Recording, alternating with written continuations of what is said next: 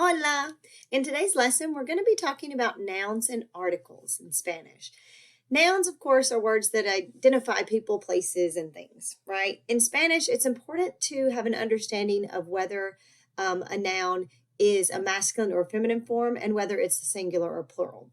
As we know in English, most nouns, we don't think about them as having gender. We think about if they're describing a person or an animal, we might think about there being a gender to it, but we don't necessarily think about inanimate objects as having gender. However, in Spanish, although those objects and places, of course, are not literally having gender, their words do. So if we think of it in terms is that the specific words in Spanish have gender, it'll help it make a little bit more sense. We also have to think about when we use those nouns in their singular and plural forms. And this is important because in Spanish, unlike in English, the articles that we use, a, an, or the, and our adjectives that we use to describe something, tall, short, happy, sad, these all have to agree in a certain way with the nouns. So we'll be talking about that a little bit in a little bit later lessons, talking about adjective agreement. For today, we're going to focus just on nouns and how we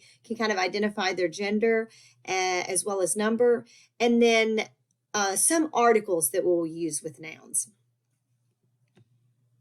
So let's just start with some common forms. In general, a noun describing a male will typically end in an O. This is common, but that's not always the case. Nouns that end in an A tend to be considered feminine nouns. But again, that's not always the case because every noun is not going to either end in an O or an A.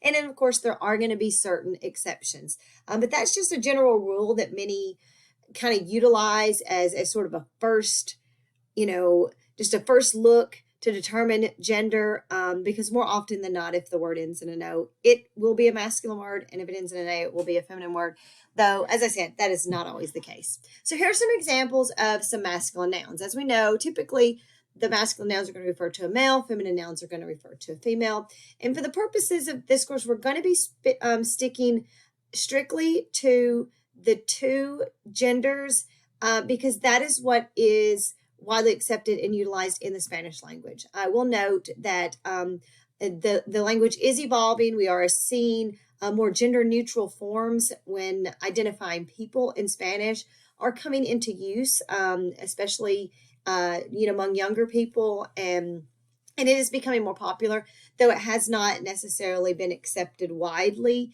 in the mainstream, and it definitely has not yet been accepted in the Royal Academy of the Spanish Language as anything official. But it's something interesting that you might look into outside of the class as far as other forms, those gender-neutral forms that you might utilize for identifying people. If you would like to use a general neutral form when describing yourself, I'm perfectly fine with that, and we can discuss that. I'm happy to kind of give you some options that we can utilize in order for you to be able to use the language in a way that is most inclusive. For today, we're going to mainly focus, though, on just the masculine and the feminine forms for the purpose of this grammatical lesson. So looking at some of the nouns that we use for the male, notice that they're preceded by el, okay? And that the female nouns are preceded by la. So this is the article the that we say in English. So in Spanish, there are actually 4 ways of saying the: el, la, los, and las, which we're going to see. And they have to correspond with the noun based on its gender and number. So if we're using the word hombre, for example, which means man, and we want to say the man, then we say el hombre. If we're using mujer to say the woman, we're going to say la mujer. So the el becomes la when we're using it in front of a feminine noun. Other words that are masculine: el chico, el pasajero, el conductor, el profesor. And then other feminine words here, we say la chica, la pasajera, la conductora, y la profesora. Okay. Notice, as I said, the articles change. And you may also notice that it is more common to use an article in Spanish than in English. They use them a little bit more frequently than we will often see them. So sometimes you'll see the article in Spanish when you might not necessarily would have said the man, right, or the woman in certain circumstances. So something just to take note of. Okay, as I mentioned, most nouns that ends in O tend to be masculine, okay? And most nouns that end in A tend to be feminine, okay? It's not a all-inclusive rule. There are some exceptions to that rule. Other endings that typically and most generally will indicate that a noun is masculine is ending in ma and ending in s, okay? And the one that are most likely indicate that a noun is feminine would end in sion and dad, okay? We'll look for some examples here, okay? We see some examples that end in O and A here. El cuaderno, el diario, el diccionario, el número, el video, right? And then we have some words that end in ma, el problema, el programa, other words like el sistema, right? Also. And then words ending in S, el autobús, el país. These are just a few examples. And notice they are all masculine and they follow that pattern mentioned. And then you have some feminine words here, those ending in A, ion, or dad. Okay? You have la cosa, la escuela, la maleta, la mochila, la palabra, la lección, la conversación, la nacionalidad, y la comunidad. Okay? Real quickly, is there anything that you notice with words that end in ma, or words that end in ion, or words that end in dad? Take a look at those for just a moment and see if you notice anything special. If you notice that they are very similar to the word in English, you're correct. These are what we call cognates. There are other words, of course, here on the list that are cognates, such as diario, diccionario, número, video, right? Escuela might be considered a cognate, okay? These are words that look and sound alike in both languages, but also share the same meaning. So note that you have to also be aware of false cognates, and those are words that might look and sound like another word, but they don't actually have the same meaning, okay? Often you'll come across words and you think it means something, but it might not make any sense to have that meaning in context, so it's probably a false cognate. Another thing I want you to think about is how problema and programa, words that end in ma, emma, ama, tend to be words that are cognates in English and that end in m and right? If you notice that, okay? These tend to be words coming from Latin, so you'll see that similarity in those types of words. And then words that end in ion are often cognates for words in English that end in on, okay? Again, not always, but very often. So lección, conversación, lesson, conversation, right? Words that end in dad often are cognates as well, and they are words that would end in ty in English. Nacionalidad and nationality, comunidad and community. Okay.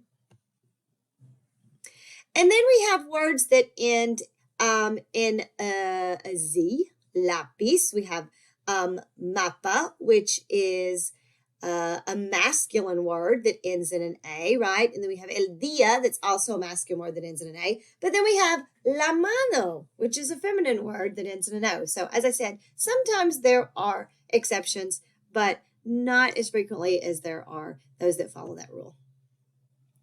Now, some nouns also have identical masculine and feminine forms. So you're going to notice if they are to identify people, then they're going to have two forms that's going to be noted by using the article el or la in this case, okay? You can also use un or una, which we'll learn later as we talk more about articles. For example, el turista or la turista would distinguish between a male or a female tourist. El joven, la joven. El joven would be the male young person, and la joven, okay? Both could mean teen or young person, but the el and la determines the gender of the person. And el estudiante y la estudiante are other examples. And then forming the plural of nouns is pretty easy. You simply are going to add an S to the end of a word that ends in a vowel, and you're going to add ES if the word ends in a consonant. So words like chico, palabra, become chicos, palabras, right? País becomes países. Lápiz, now this one's a tricky one. If it ends in a Z, that Z actually changes to a C for the plural form, okay? Not something to stress over, but something just to take note of and think about. Something else I want you to notice are the plural forms of the articles you see here. These all mean the. El chico, los chicos, la palabra, las palabras, el país, los países, el lápiz, los lápices. The el, la, los, and las all mean the in Spanish. But they are going to have to agree with the noun that they are modifying. So if we're saying chico, we're going to say el chico. If we're saying the word, palabra, la palabra. But if we're saying the boys or the girls and boys, los chicos, and the words, las palabras. So notice that you have to have those forms. Make sure that they agree. But all four of those words do translate to the word the, the. All right. In general, when a noun has an accent mark on the last syllable, like lección, okay, you're not going to write the accent mark when you put it in the plural form. Again, something just to take note of, not something to stress over. This will make a little more sense when you get into the lesson talking about accent marks and accent mark placement. But because the stress is going to stay on that same syllable, lección, autobús, okay, you're going to drop that accent mark when you make it plural, lecciones, autobuses, because it changes the rule there for accent marks because of the stress moving to the next to the last syllable instead of the last one. And then when you are referring to a group of mixed gendered persons, for example, one pasajero would be a male pasajero. One pasajera, una pasajera, would be a female passenger. And then if you were to be describing more than one in a group of mixed gender males and females, you do use the masculine form. Yes, Spanish does utilize the masculine form in the plural when it's describing a mixed gender group. So even if there's un pasajero, one male passenger, and if there were 300 pasajeros, female passengers, you would still call that group pasajeros, okay? As I said, Spanish articles have four forms to mean the word the. We mentioned those as el, la, los, and las. And then there are indefinite articles as well, which may mean a, an, or in the plural form, some. Okay, we're going to look at those here. Your definite articles, those are when we're talking about something specific. They all mean the, el, diccionario, los diccionarios, la computadora, las computadoras, right? All mean the. And then your indefinite articles, which could mean a or an, or some in the plural form. Un pasajero, una fotografía. Unos pasajeros, unas fotografías, right? A passenger, a photograph. Some passengers, some photographs.